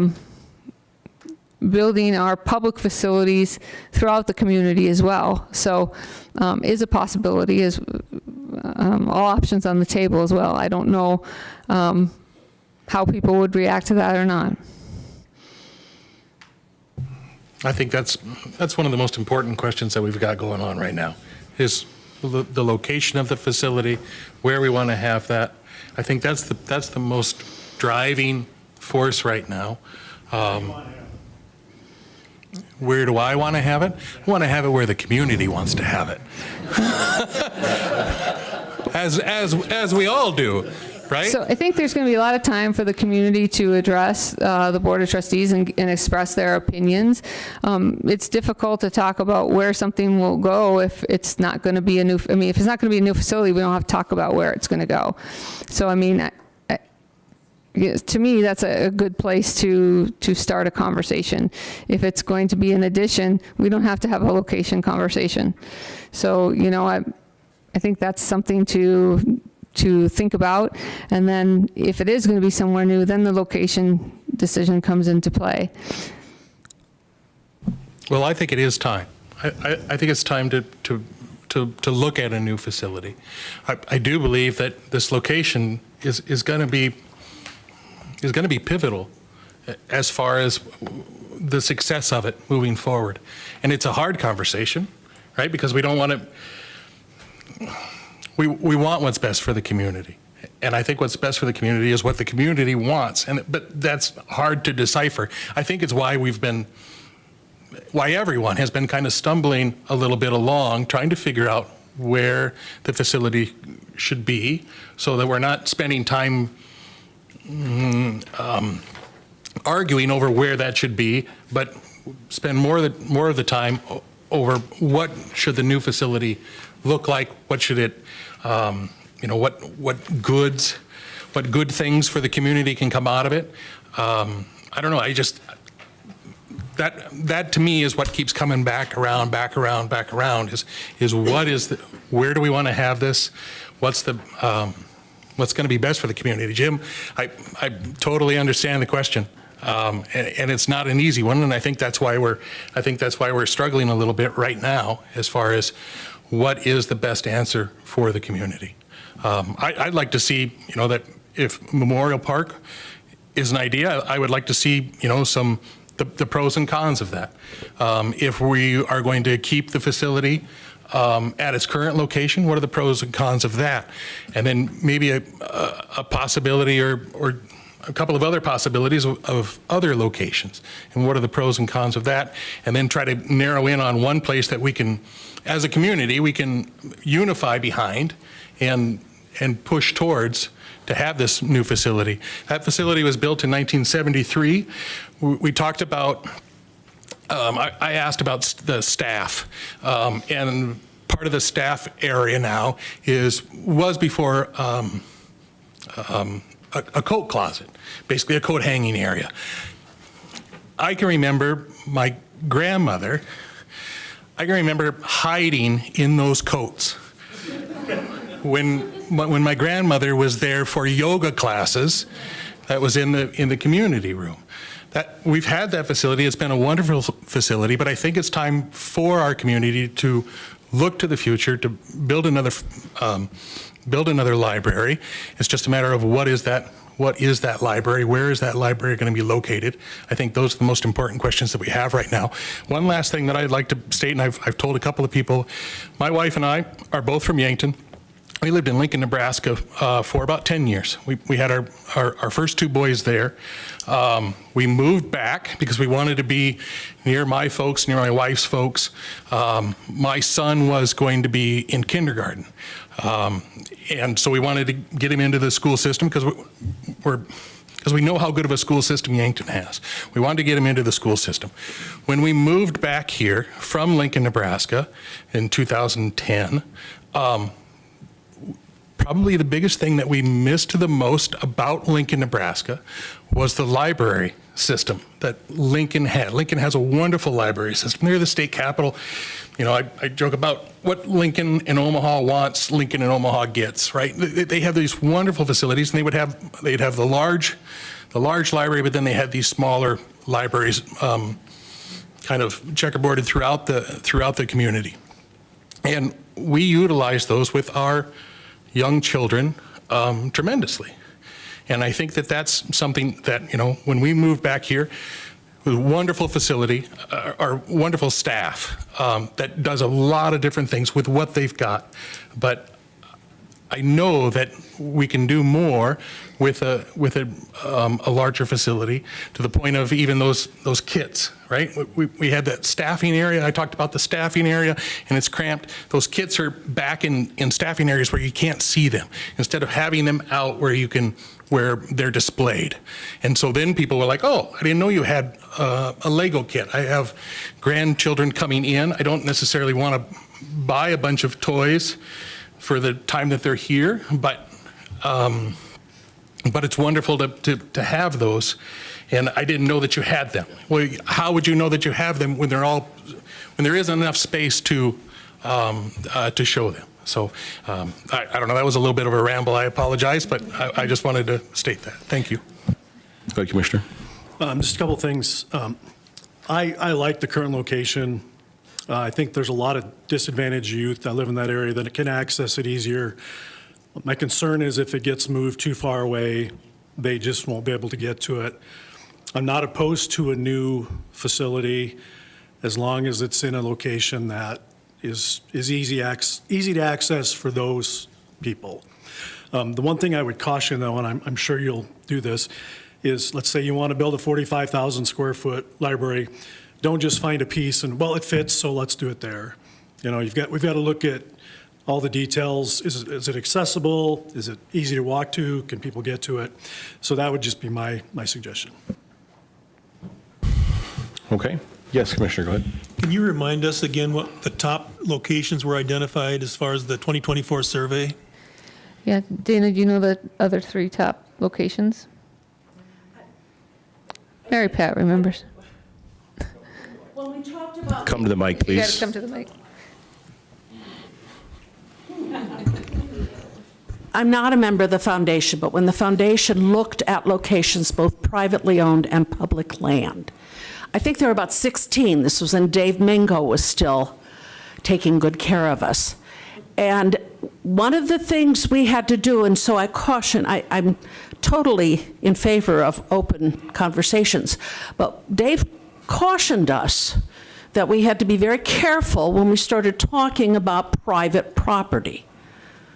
And so these are good questions. They're questions we've asked ourselves, and maybe now is the time for us to get a little more public about the top three identified properties.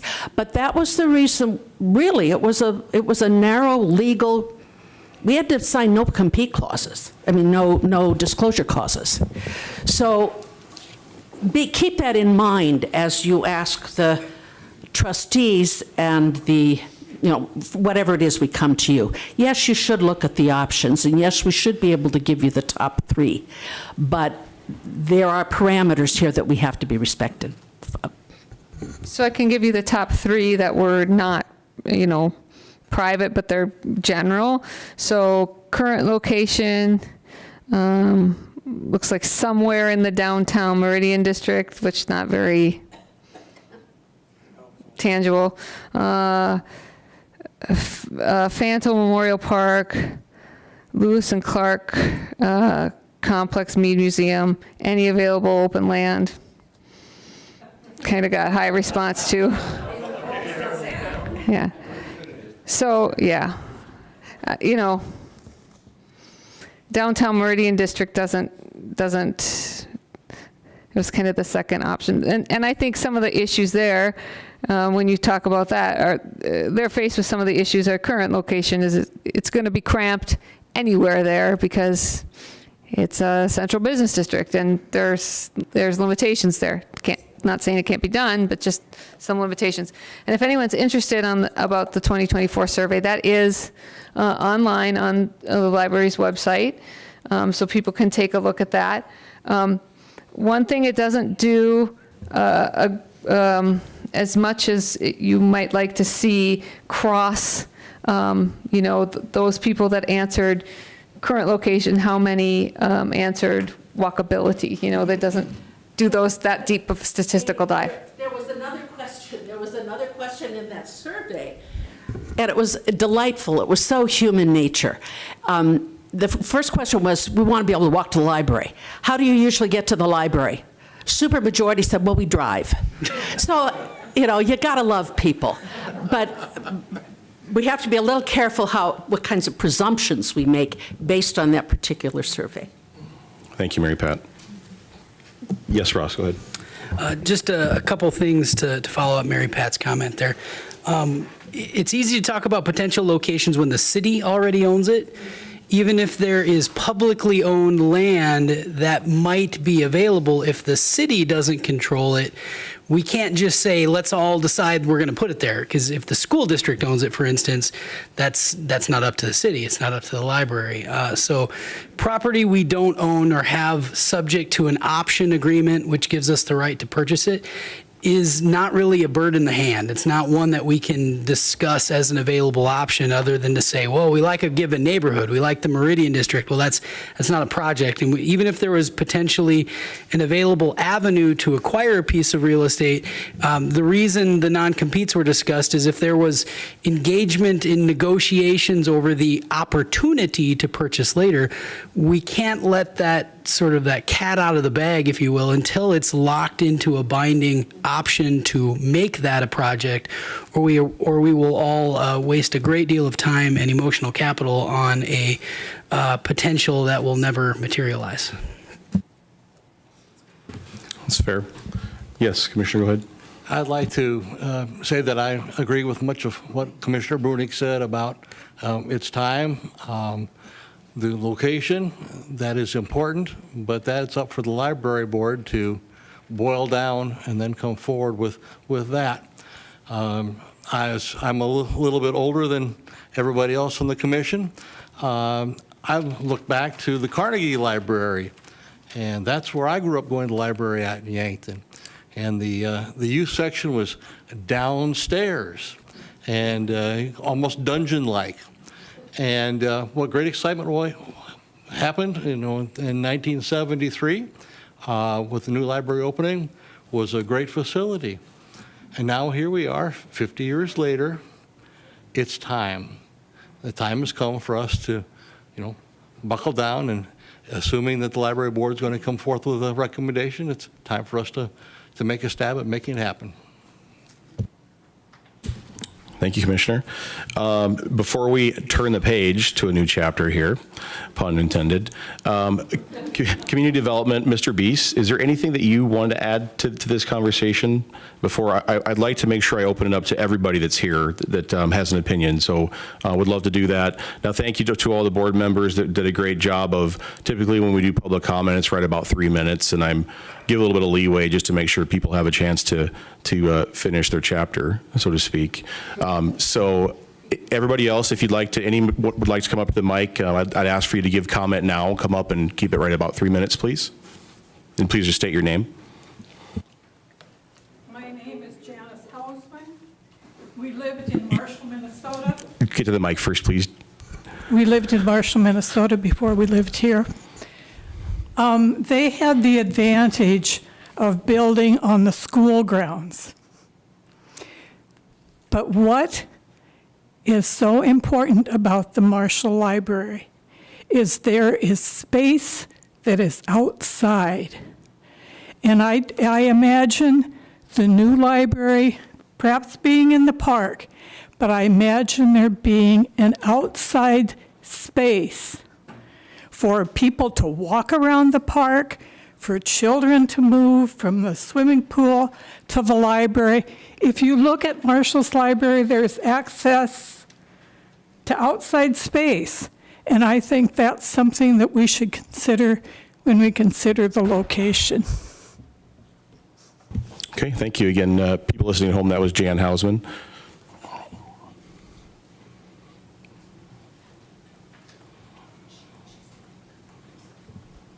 Good evening. My name's Liz Healy. I am also too short for this mic. I am also on the Yankton Community Library Foundation Board. We are not a new board. The foundation board has been in place since 2009. So if you want to talk library, the foundation board is definitely the place to do it. We have a lot of ideas on locations, on things that we would like to see. We are definitely library lovers. But the one thing that I want to tell the commission is that we are in it to get a new library. We have a lot of ideas on fundraising ideas. We have already had so many conversations. We have bought so many coffees to talk about how we are going to supplement this library, how we are really going to make sure that we do everything that we can to support a new library in Yankton. So again, we've been in place since 2009. There's no end in sight. We will continue to support the library, for times to come. So, thank you for your time. Thank you. Anyone else want to come up to the mic? Okay, I'm seeing no movement. Okay, commissioners, what else do we have then to discuss for this evening before we, technically we're not going to be giving, making a decision tonight, but in fact, we brought this up and this is important. I pretty much think that we've definitely made that decision to move forward with something, right? Because that is in our strategic plan. I mean, we had that how many years ago, and that was a great strategic plan to sit together and actually kind of brainstorm about what does the future look like for a library, and we chose that was going to be really important. So obviously now what we need to do is make sure that at some point we give direction. Are we giving, we're going to be doing something new, we're going to be rebuilding where we're at, or what does that look like? And so there will need to be some direction moving forward. With that being said, I think it only makes sense to me to, at least if we have that money, to at some point start moving forward with what does a new library or any library look like, whether it's there or someplace else. So it's going to be important to have the rubber hit the road and at least have some designs and really what is it going to cost. And so we have some at least a general idea of what that cost is going to be. Yes, Commissioner, go ahead. I had a question about the square footage. No, we talked about doing the 45,000 square feet. I remember seeing, and I don't have the piece of paperwork in front of me right now, square footage that other communities have. I remember seeing that at one of those. Okay, so I can read them to you if you have a town you want to talk about. I'm just looking at square footages of other communities, and other communities comparable to our size, communities where new buildings have been constructed. So I know Norfolk was one, Marshall was another. So square footage of the Norfolk facility is 38,000. 38,000 is the total, right? Marshall, Minnesota is 29,000. Yes. Thank you. And thank you. Commissioner Brunick, there's nothing magical about 45,000 square feet. There's nothing magical about 33 or, I think if the trustees bring you a recommendation and that's a new facility, and you all as a city commission say, yep, we agree. At that point, we'll look into what types of spaces we want to include. And depending upon what types of spaces are included, ours may be upward of that. Ours might be less than that. I mean, it depends upon what all types of spaces that we want to have. Of course, the building site would have to accommodate that, but we just did that as a range. There isn't anything magical about the 45. Yeah, I was just looking at it as comparables, Yeah. comparables. And- You have population and size of communities, newer facilities. Right. I think we would want to be comparing ourselves to newer facilities that have been recently built, because that's going to be the boat that we're going to be in, is Correct. a newer facility. And we went a little higher because these are a little older than, these are at least a couple years older. Also, we learned, we know it's a different type of facility, but we learned from the aquatic center, and I didn't even think this was going to be the wow factor, but we should have made the lazy river longer, and we shouldn't have cut out the storage building, and so I learned some lessons there, and so turns out my house should have had a third stall garage before, so you learn. But I think that's why we went a little bit higher than those. But there isn't anything magical. I mean, it could be larger than that or different than that too. And Commissioner Bruning, that's a great question. Again, we don't know exactly what that looks like, but what I think we do need to do is like Commissioner Sarda said, I think no matter what happens, we need to do it right the first time. And so design well, put everything that we'd like to have into it. And I know someone else brought up partnerships. This is going to get done by living and breathing partnerships. What does it look like if there's multiple different, again, if we have our commission chamber in there, and again, like Commissioner Conkling said, what if there's a testing center or a certified, certified center in that building as well? There's other things that can happen in that building besides just books. I'm excited to see where this leads. I'm really having some deja vu right now when it comes to potentially moving forward with a larger project, I hope someday, hopefully sooner than later. But my long point is that this will be a lift for a community, but I've seen us do that before. I've seen us dream big and get it done, and that was really exciting. So let's keep moving forward. And so as we move into our future business here soon, I'd like to ask Ross, and I suppose, since we're going to be talking about potentially spending money for doing some type of design or what that looks like, is that something we should put on future business then, and then bring that up at the next meeting to be able to then have that move forward? I think, sorry not to interrupt you, I think we want to wait until we hear back from the Library Board of Trustees before we engage with any professionals. So I think there's some time yet, Mayor. Okay. Once and no one here from the community, I would hate to get too far down the road with a consultant before we have a lot of community input, so. Sure. Yes. And that is extremely important, and that, as dive in, that's what I think that we did really well, was make sure that we listened to the community. So my point is, though, is that it's hard to ask the community, show them what they think they might want if we have nothing to show them. So I think from this point forward, I think Dana and her staff and the trustees have some things visually to start showing the community. Perfect. And I think they're hoping that you'll all participate in some of these, not just Commissioner Birch, but other commissioners will help participate in this conversation in the community. And you'll start seeing a lot more things library related.